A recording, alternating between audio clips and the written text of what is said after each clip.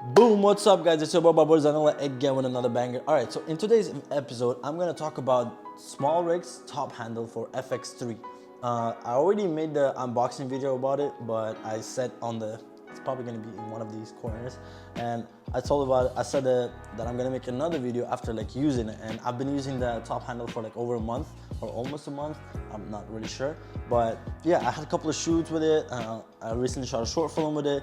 And yeah, I'm just going to review it and tell you guys how do I feel about it and is it worth your money and your time purchasing.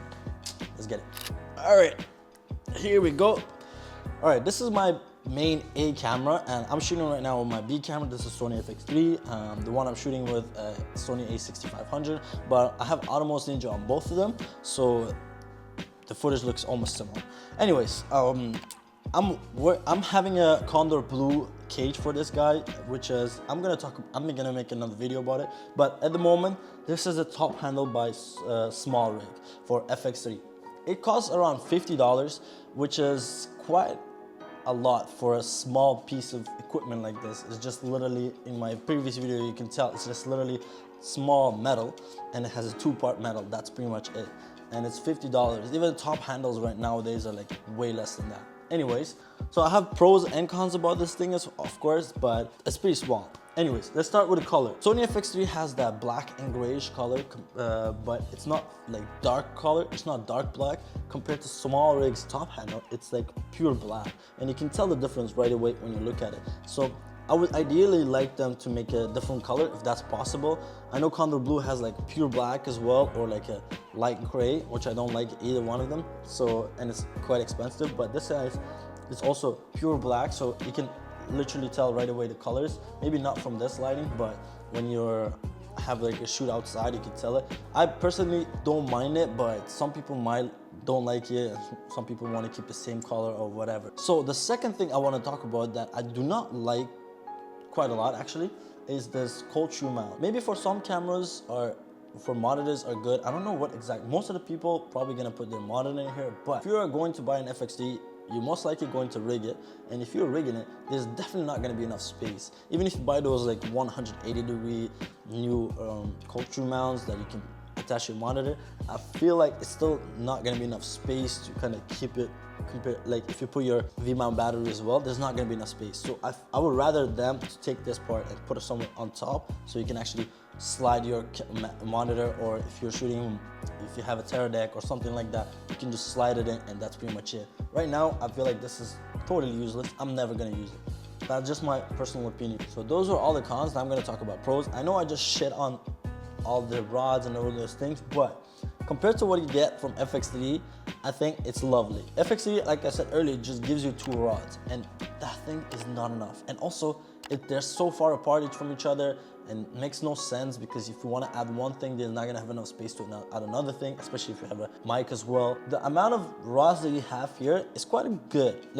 I had space to put my monitor and also my Cine Eye. It's pretty much for monitoring your whatever you're gonna see. You can show your director at the same time that you can watch. It's like Terra deck, and I attached both of them on here on the top rod, which is amazing compared to before. If I had that, I would not be, if I don't have that SmallRig item, I wouldn't be able to. So that's one amazing thing, but it's just still not enough. I feel I would love to have even more mounting rods, but yeah, that is one thing. Second one is the safety. I think that's one of the biggest ones, because before, when I was handling my camera, before I purchased the SmallRig item, when I was given, if I had that camera like this and I was giving it to someone, it's hey, can you hold it for me please? I also have a side handle, but I'm sending that back because I don't really like the feeling of it. But anyways, if I hold it like this, as you can tell, and I would pass it to someone, I'm not sure if they're gonna catch it, because if I put my fingers through it, there's literally not enough space for somebody else to grab it from my hand.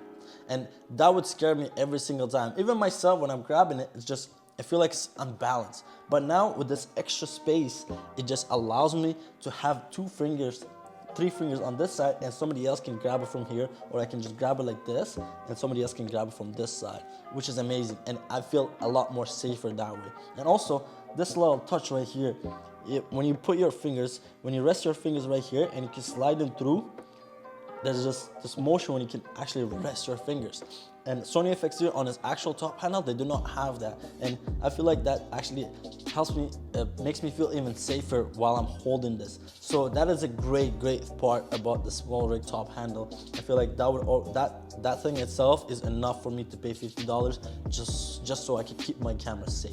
Alright, so that was all the pros and cons about this guy, but I have one more small thing to add. As you can see, the top handle on the FX3 has this extra place where you can attach your mic and adjust your sounds and all those things, right? And on the top of it, there's this extra space, which I think is quite useless. You can rest something here or something like that, but nobody ever uses this. I'm guessing because it might be too heavy if you put something here, but with the amount of things that is holding at the bottom of it, and if you buy the SmallRig top handle, you actually have enough space to put something at the edge of it. That way you can balance it out.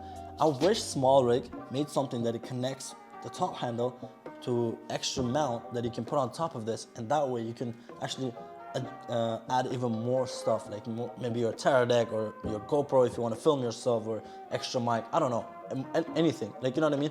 That would be an amazing tool. Even if they sell that for $50, I would still purchase it because I would have extra rods that you can attach stuff on.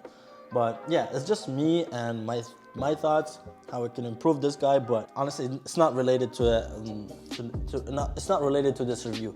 Anyways, yeah, that's all I wanted to talk to you guys about today, and all I wanted to share with you guys. Hopefully it was helpful and you guys learned something. And as always, if you guys did, thumbs up if you liked it, thumbs up if you loved it, and I'll see you guys on the next episode.